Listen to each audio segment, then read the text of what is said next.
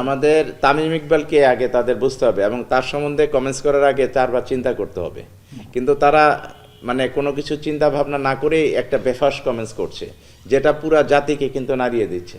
কারণ তামিম ইকবাল সম্বন্ধে কথা বলতে গেলে বুঝতে হবে যে সে কী বলেছে। আমরাও তো বলি যে ভারত একটা পরাশক্তি, আমরা যেটাই করি তারা ভুল করেছে, এখন তারা ভুল স্বীকার করে যদি আসতে চায় সেটা ভিন্ন কথা। কিন্তু যে কমেন্টসটা তামিম করেছে সেটা হলো অবশ্যই আমাদের ভালো ক্রিকেটের ভালোর জন্য করেছে। আর এটার বিপরীতে বোর্ডের কর্তারা যে সমস্ত কমেন্টস করছে সেটা কিন্তু অত্যন্ত দৃষ্টিকটু।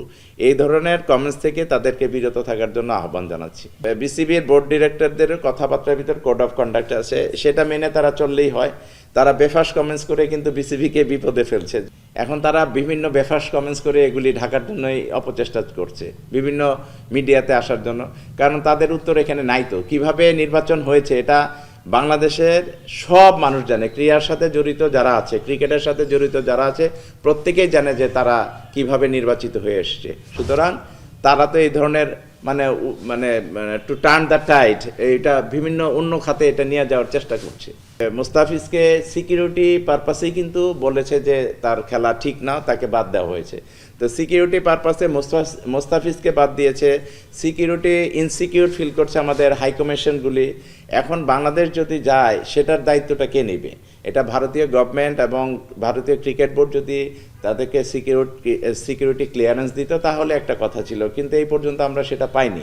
তবে আমাদের বাংলাদেশ বোর্ডের ক্রিকেট বোর্ডের থেকে হয়তো এই ধরনের সিকিউরিটি ক্লিয়ারেন্সের চাওয়া হতে পারে, এটা স্বাভাবিক, ভেরি ন্যাচারাল। কারণ বাংলাদেশে অনেক সময় অনেক রাজনৈতিক পরিস্থিতি উত্তপ্ত ছিল, তখন যে দেশ এসছে সেই দেশ কিন্তু সিকিউরিটি ক্লিয়ারেন্স চেয়েছিল বাংলাদেশের কাছে, সেটা বাংলাদেশ দিয়েছে, দেখে তারা সফর করেছে। এটার ব্যতিক্রম এখানেও নয়। তবে আমাদের এই বোর্ডের ইমেচিউর কিছু কর্মকর্তা আছে, তারা যেগুলি কমেন্টস করছে একের পর এক, সেটা অত্যন্ত দৃষ্টিকটু। তারা ভুলেই যাচ্ছে যে এখানে তারা যেখানে বসেছে এখানে 18 কোটি মানুষের একটি প্রতিনিধিত্বকারী একটি বোর্ড। সেখানে কিন্তু এই ক্রিকেটটাকে ভালোবাসে 18 কোটি মানুষ, এটা শুধু কারো ব্যক্তিগত জায়গা নয়। সুতরাং কথা বলার ক্ষেত্রে তাদের আরও সতর্ক হতে হবে। বিসিবির যারা বোর্ডে নির্বাচিত হয়েছে, অবৈধ বোর্ড আমি বলি, সবসময় এটা বলে আসছি, কারণ আপনারা নিজেরাই জানেন যে কি প্রক্রিয়ায় নির্বাচন হয়েছে, কিভাবে তারা নির্বাচিত হয়েছে। এখানে মুখ দিয়ে একজন বোর্ড কর্মকর্তারই বেরিয়েছে যে সে বলেছে যে আমরা যেভাবে হোক নির্বাচিত হয়েছি। 5ই আগস্টের পরে কি এই কথাটা কি মানায়? আমরা কি এই নির্বাচন দেখতে চেয়েছি? আমরা তো ভালো নির্বাচন দেখতে চেয়েছিলাম, যেখানে সবার অংশগ্রহণ থাকবে এবং কোনো হস্তক্ষেপ থাকবে না। কিন্তু আমরা যে হস্তক্ষেপ দেখেছি এবং যেভাবে অবৈধ প্রক্রিয়ায় তারা নির্বাচিত হয়েছে, তাদের কথাবার্তায় কিন্তু সেটা এখন বেরিয়ে আসছে যে তারা অবৈধ। তারা যে প্রক্রিয়া নির্বাচিত হয়েছে তাদের কাছ থেকে এর চেয়ে ভালো কিছু আশা করা যায় না। বিপিএল যেভাবে করছে সেটা কি গ্রহণযোগ্য মানুষের কাছে? অবশ্যই না।